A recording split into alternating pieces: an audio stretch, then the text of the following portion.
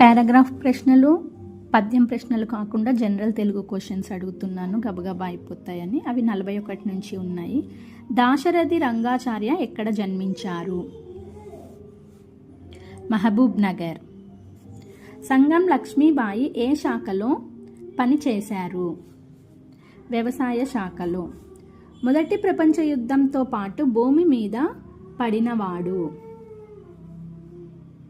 కాళోజీ. రాష్ట్ర అధికార భాష సంఘానికి అధ్యక్షులుగా పనిచేసిన తొలి మహిళ? పాకాల యశోదారెడ్డి. సిరికి ప్రకృతి. శ్రీ. కరమునకు అర్థము. చేయి. ధర్మమునకు వ్యతిరేక పదము? అధర్మము. రాజుకు పర్యాయ పదము?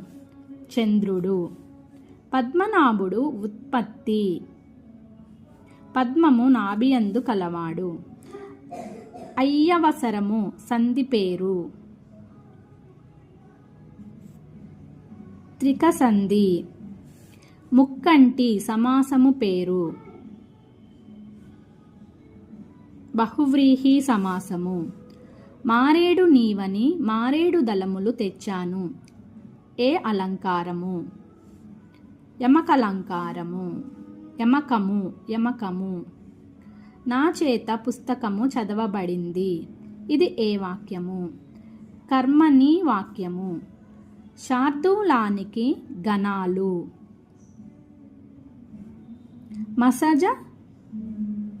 మసజస తతగా.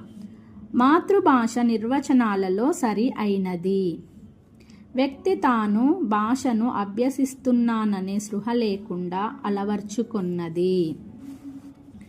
భాషా ప్రయోజనాల వర్గీకరణలో సాంకేతిక ప్రయోజనం, ఉద్దీపన ప్రయోజనం అని పేర్కొన్నవారు? రిచర్డ్.